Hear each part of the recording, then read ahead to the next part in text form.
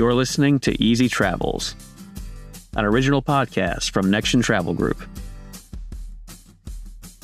Hello, and welcome back to Easy Travels, the original podcast from Nexion Travel Group. My name's Chris. I'm here as usual with Coach Martin Musty, and also today we have a very special guest with us. It's Nexion's president, hail to the chief. It's Jackie Friedman. Welcome, Jackie. Good to have you with us. I'm so glad to be with you guys. Before we jump in, I just want to say hello to everyone who's listening. I'm glad to be on with you again and with you, Chris, as well, and to have Jackie on with us as well. So, let's jump right into it, because this podcast is going to be a little bit about leadership and vision. And who better to talk to about that than Jackie Friedman?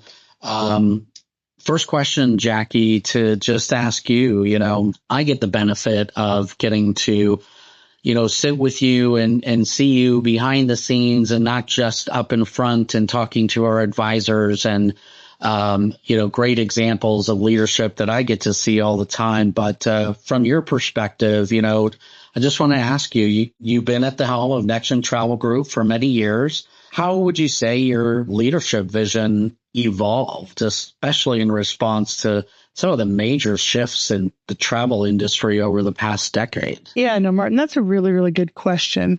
It has really, really changed, particularly since we are living and working very much in a virtual environment. So when I started off my leadership journey, most of the folks that I was leading resided in the same office. You had that face-to-face contact. You saw people on a regular basis. Now we work very much in a virtual world. Our advisors work in a virtual world, and so we have had to shift. My first tip is surround yourself with an amazing team. And you guys know, I don't have to tell you that at Nexion Travel Group, we have a great team. So as a leader, I want to set direction, but then know when it's time to get out of the way and let the team do their thing. You're never, as a leader, going to be great at everything. You're never going to know more than a lot of the folks that you're leading. They are the experts in their area. So that was a great lesson for me early on in my career. The second thing is I use the phrase very often, it's like changing the tires on a moving bus. And what I mean by that is that you need to find the balance of making sure that operations are running smoothly today without taking your eye off where we need to go into the future, because the industry is really evolving, right? More and more folks are coming into it. More new people are coming into it. And we need to continue to differentiate ourselves and find that secret sauce. So finding that balance also is really important. So I guess those are a few of my initial observations around leadership. Yeah.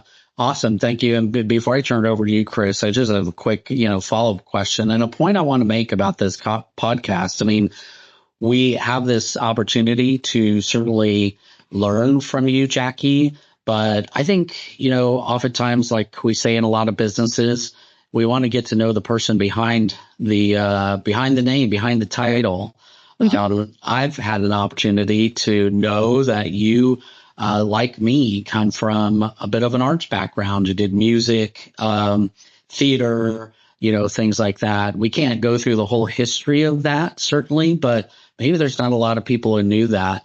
What's something from your past, either arts background or other things you did that give you, that you take into leadership and into this industry?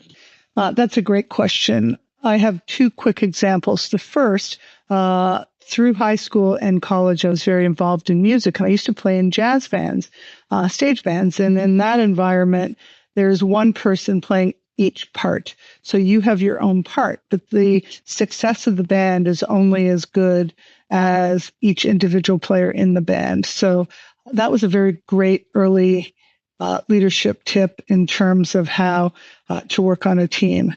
But probably the biggest opportunity that I had that I would attribute some of my business success to is that when I was in college, I had the opportunity to produce a production of Pirates of Penzance, which is a Gilbert and Sullivan show.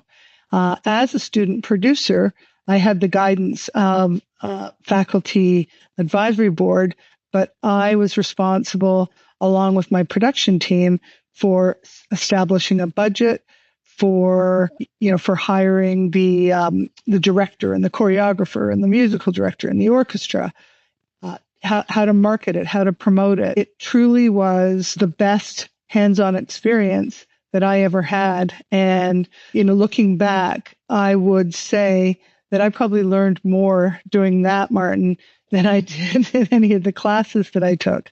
So great early on opportunity to run a business, but with the guidance of what they called the STAR board, the Student Theatrical Assessment and Review Board. That is awesome. Yeah, lots of great lessons. So great. Let me turn it over to you, Chris. Very cool. So, Jackie, some of the most significant changes probably in the travel industry and travel behavior have happened just in the last few years. Obviously, we had the pandemic recently, totally disrupted the industry. Right now, it goes without saying, we're experiencing both technological and geopolitical challenges that are disrupting a lot of things. What are some of the most significant changes you've seen in recent years to both traveler behavior and expectations, and how's Nexion adapting to meet those changes? Yeah, no, I love that question, Chris, because it really did change. I think the pandemic, as awful as it was for the travel industry, really taught us a lot of lessons. And by us, I mean just us as travelers. It taught us how important travel was. It was something that we had to give up for a while, and people realized that it was not negotiable in many cases. So the great news is that people are still traveling, but they are traveling in different ways. We are seeing some shorter and more frequent trips, as opposed to getting away for long periods of time. We are seeing people seeking to travel in off-peak periods. Over-tourism is still a concern in some destinations, and some destinations are protesting tourists. So travelers are adapting, finding new off-the-beaten-path destinations, or going to these tried-and-true destinations in shoulder season versus in the peak of high season. We're also seeing what I call bleisure, where folks that have to travel on business try and find opportunities to mix in a little bit of fun. They may extend it for a few days and actually take some time when possible to enjoy the destinations they're traveling to on business that normally they may not get a chance to see. So that's another trend. And probably the last one I really want to chat about is people are really looking for authentic experiences. Travel just makes the world a better place. It makes us better global citizens. And travelers, by finding authentic experiences, maybe staying away from some of the traditional tourist sites in favor of more, as I said, off the beaten track destinations. So those are just a few trends that we're seeing. In the current environment where there is a little bit of uncertainty, we're also seeing a few interesting things. Luxury, upper premium travel, that kind of customer demographic has not been impacted that much. Folks who are saving up every year for their annual vacation, maybe taking a little bit of a wait and see. But what's happening is that they are realizing how important travel is. So we're seeing more last minute bookings than we traditionally have. We're also seeing more bookings out into the future, well into the middle to later part of 2026. So just a few interesting things, but people still are traveling, Chris. Good to hear. Very good to hear. Yeah. Fantastic. As you were talking, I just thought of something. You were talking about, people want authentic destinations. And I just wondering if you would agree. I think people, they can sniff out the experience. It's not just the destination, right? It's the experience they're having, and they can sniff it out if it's not very authentic. Would you agree? Totally. There is, you have to open yourself up to these new experiences. Take the time, talk to the locals, appreciate them, meet them where they are, and you truly will have very, very special travel memories to bring back with you. For sure. And I have seen you in action doing that. A certain cheese market comes to mind. We won't go into that in depth. It was a very cheesy day, Martin. It was a very cheesy day. So next topic to sort of ask you about here, Nexion is known, very well known, for supporting independent travel advisors. What are some of the most impactful tools or programs that you've introduced? And I'll even ask it in this way, that really excited you to get to introduce it, that you knew would help them thrive in today's competitive market. Well, Martin, one of them certainly is very near and dear to your heart. But about 12 years ago, give or take, we recognized that a lot of the folks that were currently working in the travel industry were getting closer to retirement. And we realized how important it was to bring new talent into the travel industry. So some of the marketing programs that we've put in place to help our advisors attract new customers through lead generation, through social media, through websites, various programs, but also to connect and retain their existing customers. Because as you know really well, Martin, one of the biggest challenges for folks when they first start out in the industry is, how am I going to build my business? How am I going to find new clients? And giving them the tools and the tips and the support to be able to go and do that, both through technology as well as through training and education programs. We've seen a lot of really successful advisors come through the Nexion program, and I couldn't be prouder. Boy, am I lucky to have been a benefactor of that vision from 12 years ago, being a part of the education and coaching programs here. So thank you for that vision. I'm so glad it all came about. Speaking of innovation, Chris, I know you've got a question on technology, I think, and innovation. Yeah. So, Jackie, I know you've been in the industry long enough to see a lot of technological change, and the pace of change really seems to be accelerating now. So it seems like we're reaching a point where more technological change can happen in 5 years than might have previously happened in 20 years.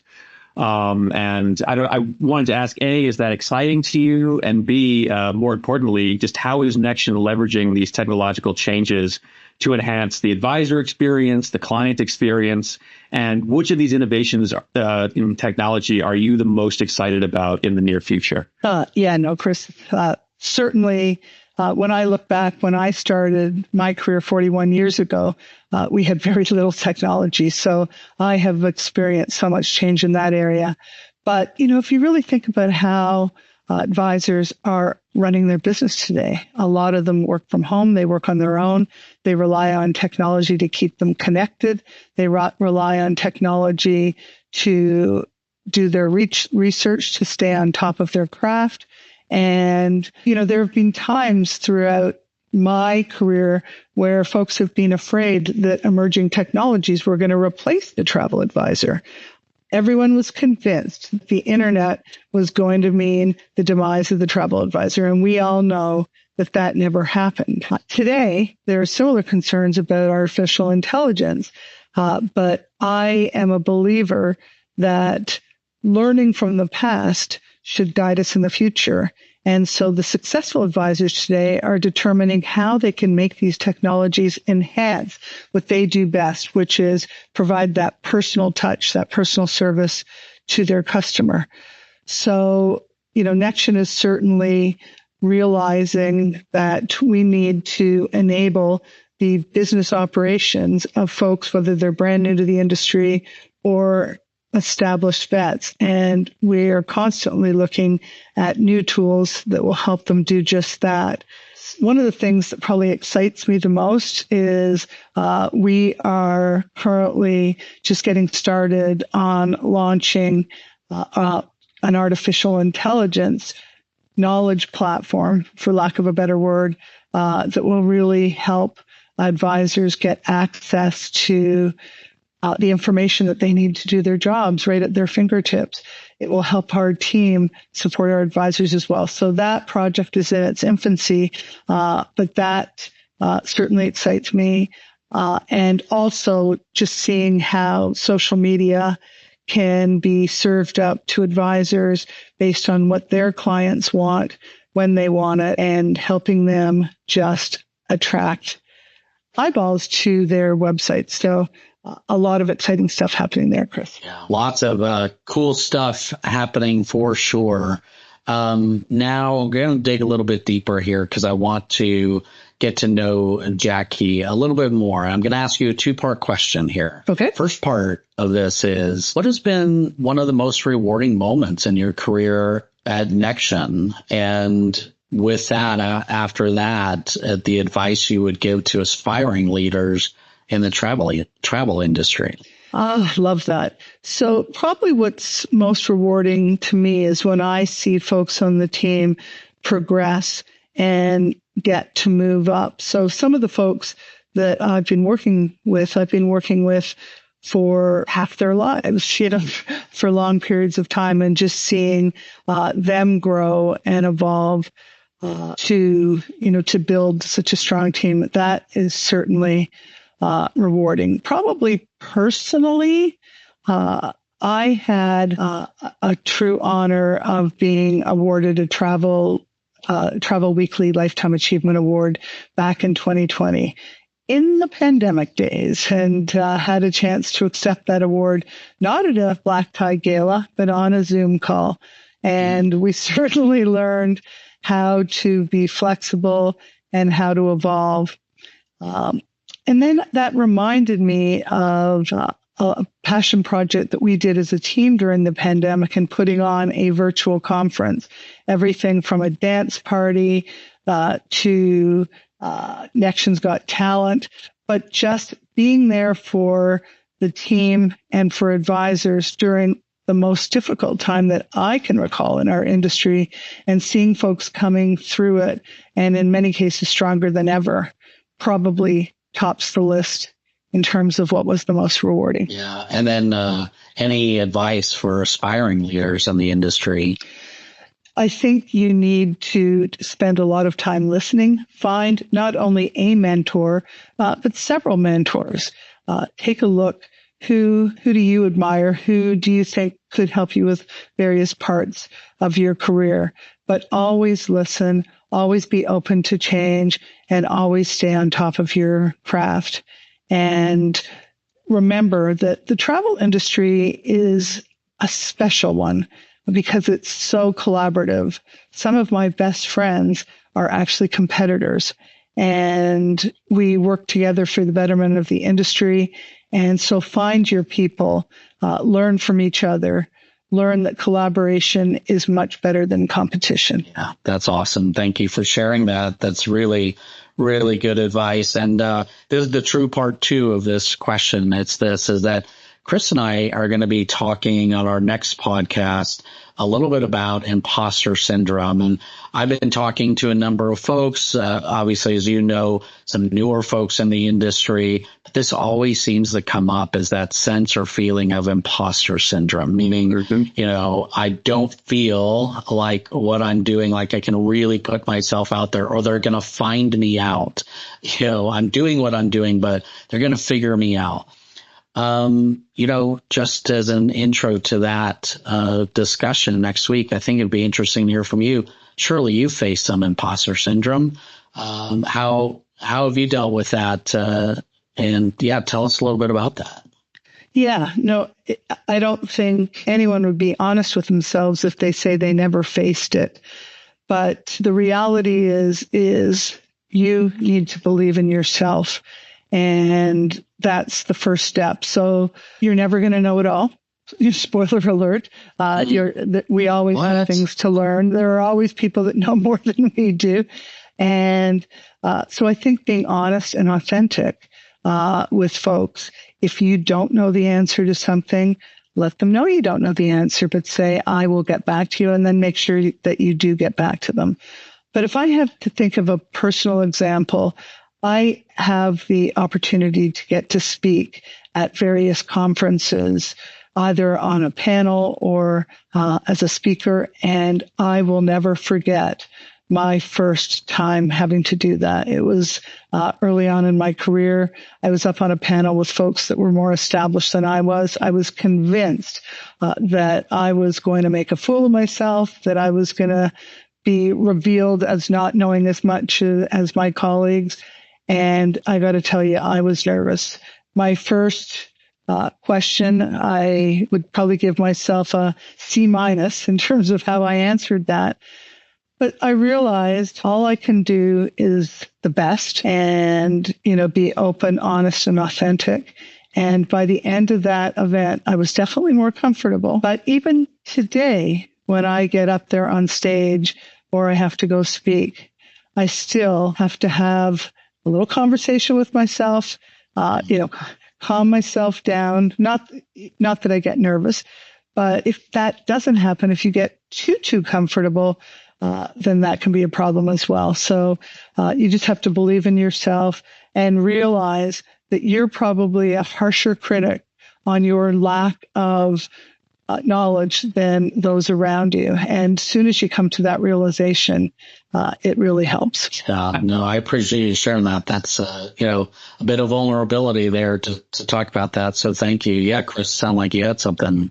And I especially love that last point that Jackie said, that we are very often our own worst critic. I know that's true for me. It's probably true for both of you and for most people. Like some of the harshest things that have ever been said about me are things that I've said to myself. So I can definitely relate to that.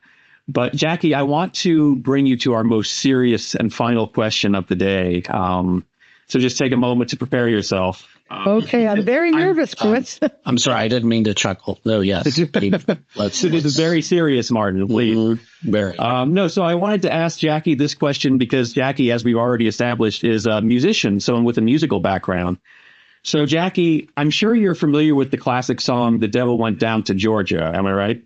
I am, but don't ask me to sing it, please. No. So yeah, the basic premise is just a guy challenges the devil to a fiddling contest. So what I wanted to ask you, Jackie, is if you were going to get into a musical duel with the devil for your soul, what musical instrument would you choose to play in that contest? Oh, my gosh. Well, I did tell you that I did get into a contest early on in my career, and I played the Swiss Alpine horn. I played it so well, Chris, that I was offered a job to serenade sheep in the Alps. Wow. So, as you know, I turned it down.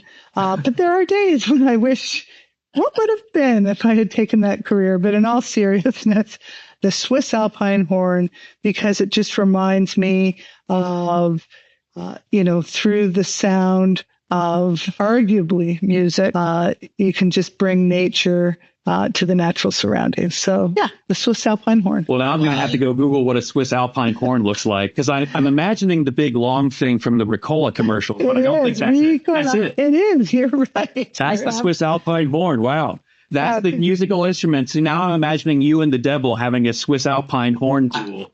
Right? I'm definitely filled with more hot air than the devil, Chris. So I think I could handle it.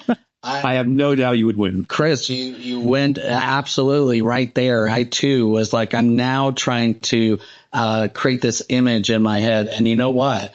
AI might help us get there. It's just right. But just think the Ricola commercial. Yeah, think the Ricola commercial. That's amazing. I mean, I'm trying to even imagine the circumstances at which you came to that point. But we may not have enough time on this podcast. Jackie and the devil. Travel.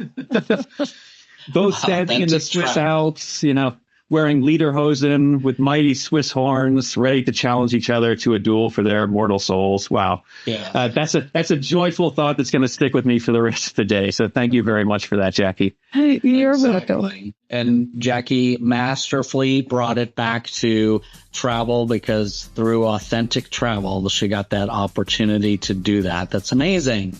That's amazing. Well, Jackie, thank you so much for being with us today. We really appreciate it. It's been so much fun, guys. I love what you're doing. I love listening. I am a loyal listener, and we'll continue to do so. Awesome. Thank you, Jackie. Thank you, Martin. And from all of us here at Nexion, until next time, easy travels. Easy travels, everyone.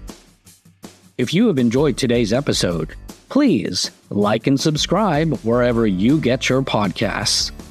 Drop us your thoughts or even show topic ideas in the comments of this episode or email us at communications@nexion.com.